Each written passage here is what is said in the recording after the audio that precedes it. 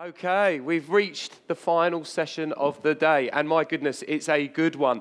To warm themselves up for this, two of our speakers have been locked away in a room for 3 hours this afternoon discussing three of the most pertinent topics that a global media director needs to know and understand in media. So they are coming up here full of ideas, full of inspiration, and definitely full of education for you guys.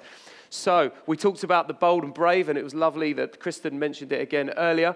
We are going to look at how brands are being very brave and how they're taking back control of media, which is exciting, thought-provoking, and potentially a woo moment. Okay, so without further ado, let me welcome to the stage our three speakers.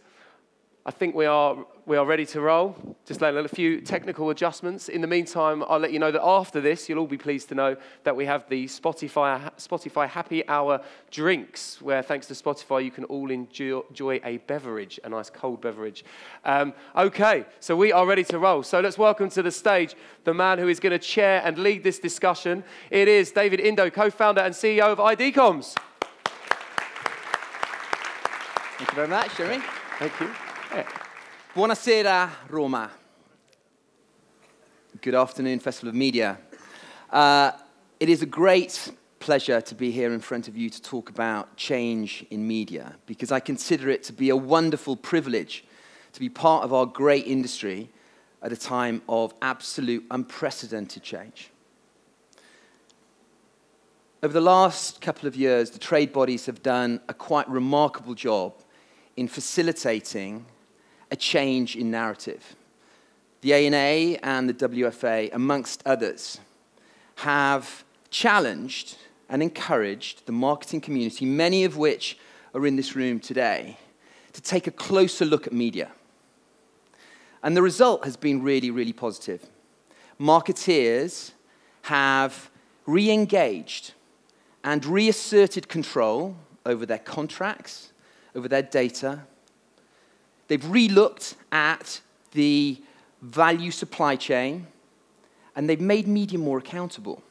But ultimately, they have taken greater control and leadership internally of media governance, media decision-making, and the control and management of their agency partners. The language these advertisers are using, the way that they are speaking, is around control. But they're all doing it very differently. Procter & Gamble are reordering their entire agency roster and looking to take smarter, more informed decision-making internally to reduce the wastage of their supply chain. Royal Bank of Scotland and Anheuser-Busch AB InBev are actively exploring how to take disciplines internally and use better expertise internally to drive their challenging growth targets. Duracell, since their sale from Procter & Gamble, realized that they needed to reorder and reorganize their operating model to make it more effective. And as a consequence, are using 40% fewer agency partners than they were before. These are just a few examples of advertisers that are taking control. But what's interesting, and what this illustrates, is that this is a progression of control. This is not a binary thing, and it certainly doesn't mean in-housing. What I'd like to do very briefly is take you through how we look at a progression of control. We refer to it as the 5 states of media control. Firstly, there is pre-consolidation. These are advertisers generally that are very decentralized, that perhaps lack internal media governance, that use lots of agencies, and that perhaps still over-rely on their agency partners to make decisions for them. This is generally where we see these brands exhibiting the least amount of control. Next is consolidation. This is where advertisers consolidate their spend, work with fewer agencies in order to benefit from the aggregated scale of the network companies and the big holding groups. There is an element of control within this, but it is driven by procurement generally and focused on cost savings. There is a danger that this state leads to a race to the bottom. Mediapalooza in 2015 perhaps was the perfect manifestation of this state. Then we get into post-consolidation. This is where there is a change of narrative internally, where media becomes less of a focus on costs and begins more of a proposition around value. This is where marketeers are looking to leverage greater effectiveness in addition to controlling efficiency. These advertisers see media as a lever for growth, and they hold media to a higher standard of KPI. Many of the reviews that are going on this year will be focused around there. Then we've got fragmentation of scope. These advertisers understand the media management process and are able to clearly segment and distinguish between each of the disciplines within that process. And then are able to go to market and identify best-in-class providers within those sectors. And then finally, in-housing. There are typically two types of businesses that look to in-house. Firstly, it is those high-performance digital businesses, okay, that have organically grown their marketing organizations to act as in-house agencies. And then there are those businesses that are evolving their capabilities generally around programmatic, e-commerce, and growingly, strategy. Levels of progression, progression of control, the 5 states of media control. 2 businesses that are actively on this progression are Deutsche Telekom and LVMH. With me today, I have 2 international media leaders that are leading that charge and driving that change. Firstly, Gerhard Louw from Deutsche Telekom, and then Sarah Armitage from LVMH will provide you with a unique insight into their respective journeys. Gerhard.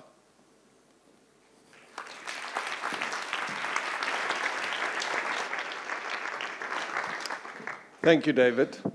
Thanks for this opportunity to be here today and talk a little bit about our media operating model, MOM for short. Who are we? One slide. It's not going to be a selling presentation. Europe's largest telecommunications company, 73 billion euros in revenue. We have 13 European markets, or NetCos we call them, national companies that basically make the money, right? And these are the P&Ls that we work with, the companies in the local markets with the customers. And we are the most valuable telco brand in Europe, I have to add. So where do we take our mandate from? David was talking about taking charge. Our CEO is very clear about his vision for defending our leadership position in Europe and expanding that. And he says the raw material of this revolution, I think you can all understand what revolution this is about, is data. And we're making the data usable. And we need to be more in control. That was enough for us as the media organization to say, we need to be more in control. And what does that look like? This is maybe not completely new.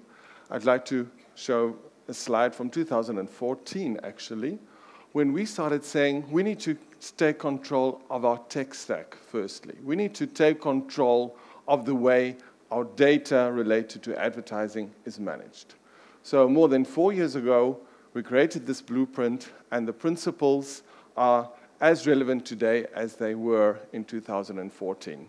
Full data access, full data ownership, strict safety and security rules. I think we underestimated it in 2014, how important that would become, and choosing and contracting the partner or supplier directly. We took the relationship away. We took control of the relationships within our tech stack. We defined the tech stack and chose our partners, and we've been running that since 2014. At the end of 2016, we decided to expand on this concept, not just taking control of the data and the technology, but take control of the entire media process.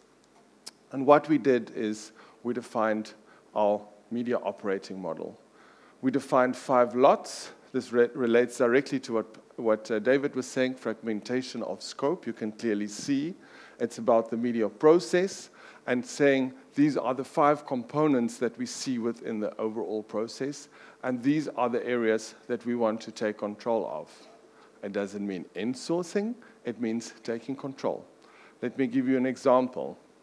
Media analytics, lot A2, is one of those areas that we buy. So you can see the build and buy concept. So we chose partners within that space that run media mix modeling, multi-touch attribution modeling, and the conversion of those two. So a very clear part of the buy concept. But that is a crucial input and a very important part to be able to run media strategy, to run media budgets. The question always is, where should I spend money and how much in which channel? You can only answer that with a lot of data and a lot of analytics, and we can do that. And that is the role of A1. So this is not only about choosing partners, it is also about saying, how are we as an organization doing this? How are we managing the control? What control are we taking? And that was the role of A1. So there's a build component, building internal competency around media strategy and management of the operating model, and there's a buy component with the other partners in lots A2, B, C, and D. So that's the model. You might think crazy. You might think very ambitious. What is the reason behind it? What are we trying to achieve with this media operating model? I think it's fairly clear, right? In-house capability building, especially in the areas of media strategy, analytics, and digitization. Increased transparency. I'm sure that word has fallen a few times today. I would also add the word media neutrality in the concept of transparency. In-house control over technology and data. I think that's clear. And also data-driven results management. So it is about more efficiency, but it is even more about more effectiveness. And we can only do this in this integrated model, we believe. So where are we today? Just a month ago, we announced that all the partners within this model has been chosen, has been contracted through very robust and laborious RFP, RFQ processes. You all know the story. And these are the partners that we have chosen to work with us in this model. You can see their logos there, and I'm happy to share their names with you as well. So it's early days. You saw April, we announced the partners. We're now starting to work together. What are the challenges that we've identified so far in operating this model? Firstly, the first one is collaboration. It's clear, right? The more partners you have, the more control you want to exercise, the more important it is to get people to work together, processes to work together. And the other challenge, I would say, that we have is also building this in-house competence. You saw this idea of build. So build an in-house team, expand the in-house team, have the right competency to manage the model and the processes, and the data and technology behind it. So how are we doing that? In collaboration, we spend a lot of time and a lot of effort working on what does collaboration really mean. We defined a common language and common behaviors. How do we want our partners to work with us? What is the behavior that they need to exercise in a collaborative way, in a collaboration model? We have a common measurement framework, very important, of course, also contractually agreed in terms of how the partners will be remunerated as part of the total remuneration. Collaboration is a very important component. And of course, in the end, it's all about the nuts and bolts, right? It is about the processes, it is about who's doing what, it is about handover points, it is about documents, it's about inputs and outputs. So there's a lot of work that we're doing at the moment to define that. On the second point, around this role of A1, media strategy and steering, there's a lot of topics and a lot of challenges as well. One of the topics, of course, is what does the central role do? What happens in the local businesses? We're a very decentralized business, so the local businesses have media people as well. So what are those roles and responsibilities? And we're working on very clear job descriptions there. New resources, you can imagine this also requires a different kind of media manager, a different kind of in-house digital specialist, a different kind of media analytics person. So it's also the challenge to find the right and the best people. And I think in our business and in many of yours as well, this big challenge of getting the silos to work together. So in the end, there's always organizational structures behind these lovely charts, and in the end, it's about people inside the organization that work together, who work together on briefs, who work together on KPIs, who work together on processes. So that's our journey in a very short summary, and I thank you very much for listening, and over to Sarah.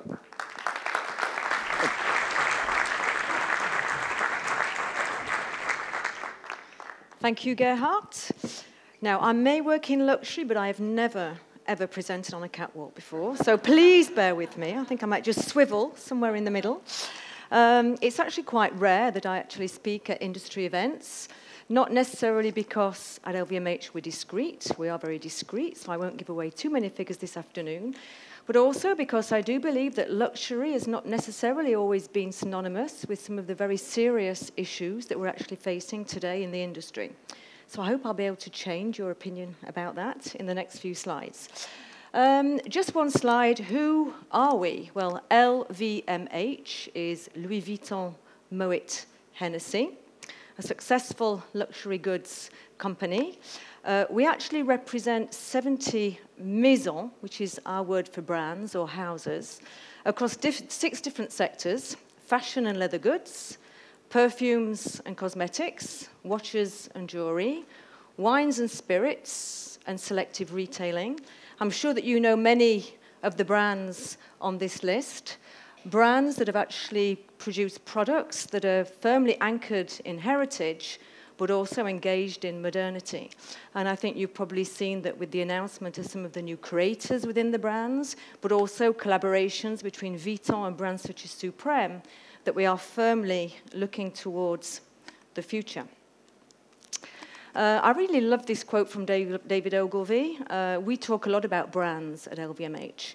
And every ad is an investment in the long-term image of a brand. I think we can say that advertising and media have been key in actually creating what the LVMH brands are today. But it's getting more and more complicated. When I first joined this organization 4 years ago, it was actually still quite easy. We were spending a lot of our money in print, outdoor, or TV. Today, if we consider that there are 21 points of contact before a luxury item purchase, my job is changing today because we need to try and understand what is the interplay between those different points of contact and what is the contribution of each of those points of contact, both in short-term but also in long-term metrics.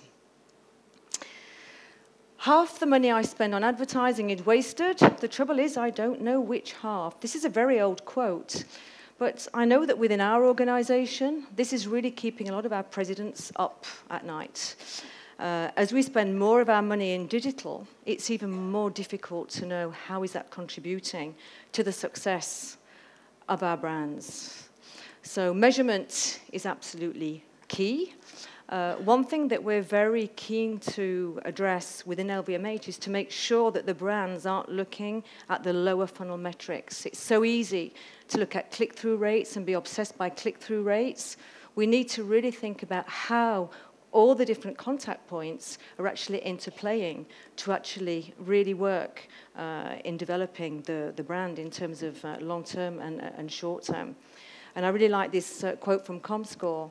Clicks on ads are at best incomplete and at worst misleading. We have a big education job to be done within the brands working in the group. So our role is actually changing. Our role is very, very different to the role of Gerhard. I am not in charge of the strategy of the different brands. Each brand is responsible for its own strategy. We are a back office, which is there to enable and empower the different brands in the organization to extract the best value out of the media supply chain. And our job used to be about purely consolidation. We have 70 brands. If we pool the investment from 70 brands, obviously we have more clout to negotiate. And it used to be just about cost and quality with regards to positions. I don't think that media has ever been a commodity at LVMH. You know, value and quality has always been very important.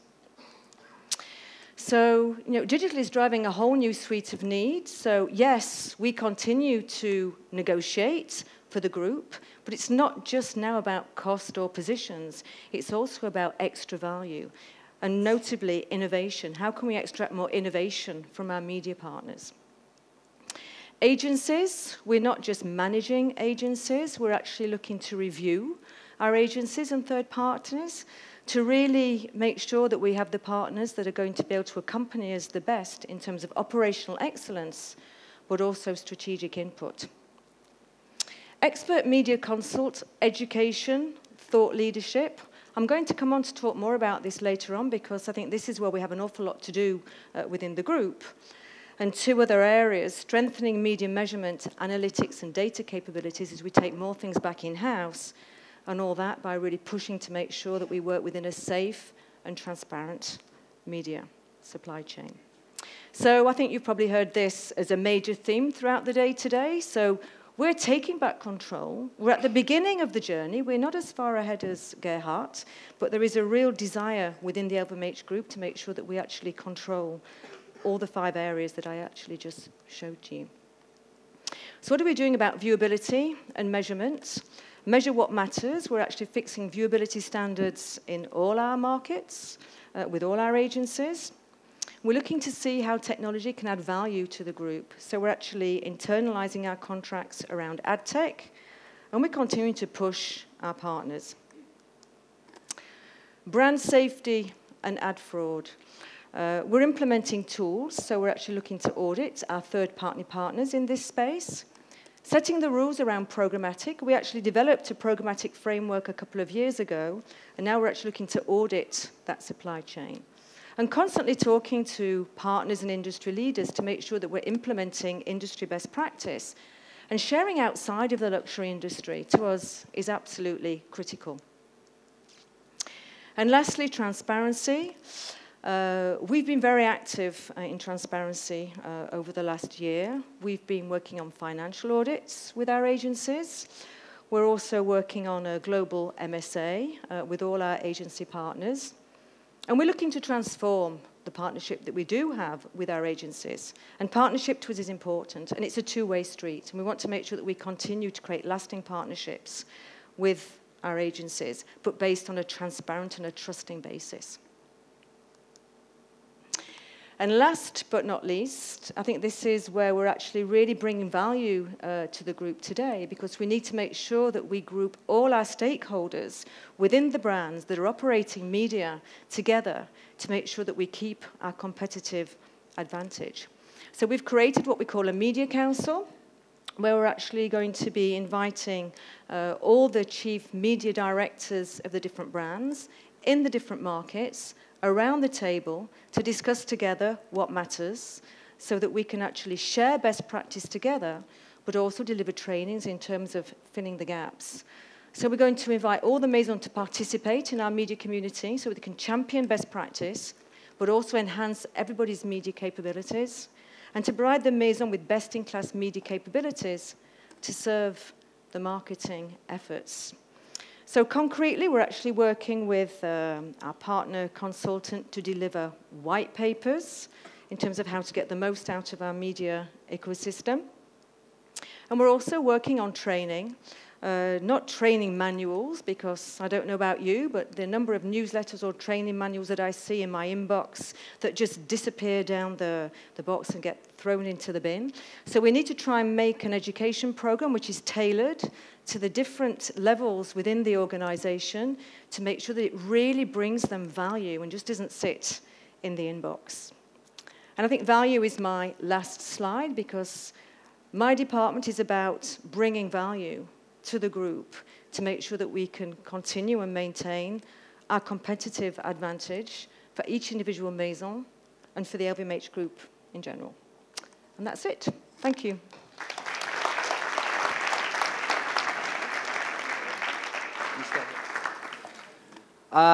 We have 7 minutes left. And I'm very conscious that we stand between you and drinks out there and probably a very beautiful pasta evening dinner. So I have a few questions, but I think it might make a little bit more sense given what we've seen from two very progressive advertisers that are actively taking control and leading internally high-level media governance practices, if there are any questions initially from the floor. Anybody? Come on. Well, maybe I shall provoke. Shall I start? And then we'll see whether we can get some questions out of the floor. You both are approaching this area of control in different ways because you have very different businesses. Yeah.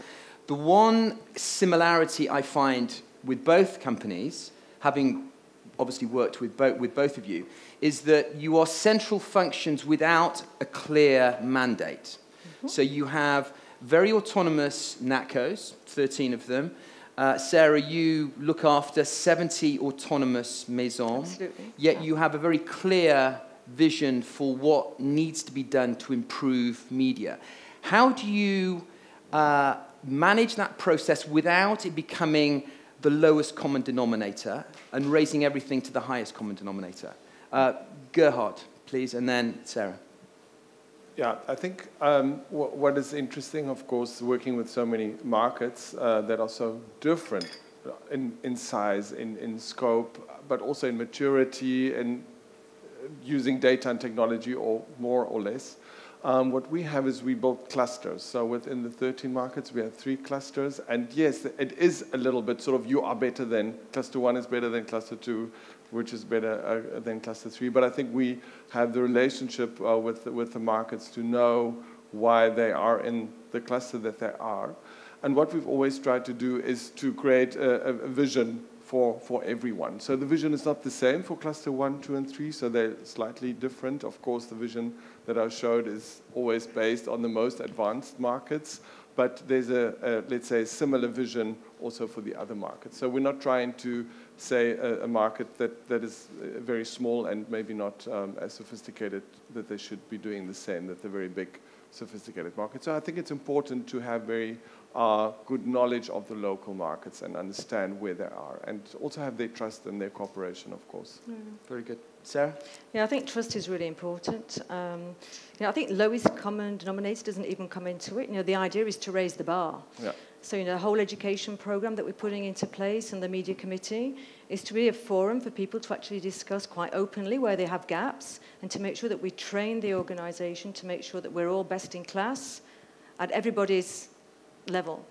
We have more sophisticated brands than others, but the idea is to raise everybody up, not to put everybody down. Very good. Thank you very much, both of you. Any questions from the audience now?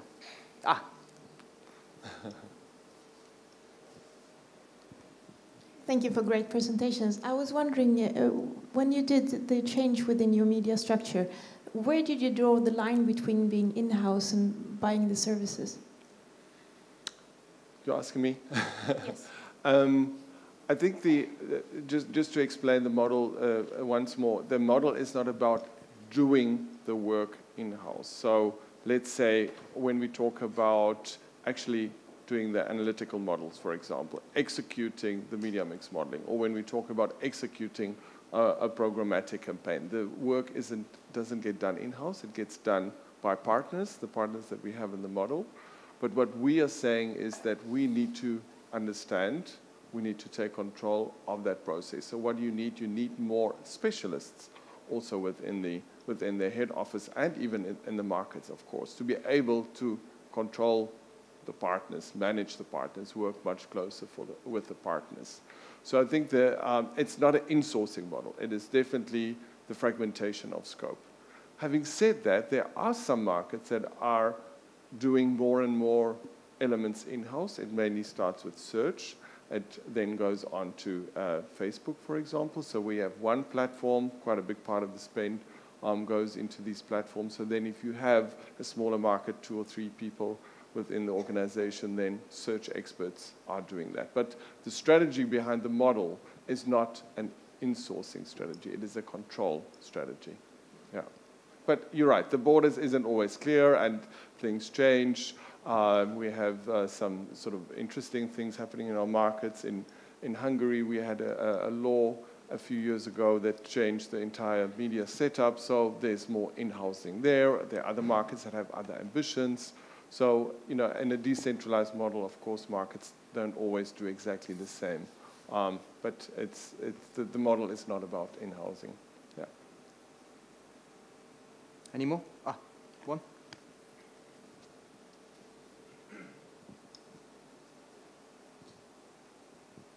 Thank you very much, all. That was very interesting, fascinating.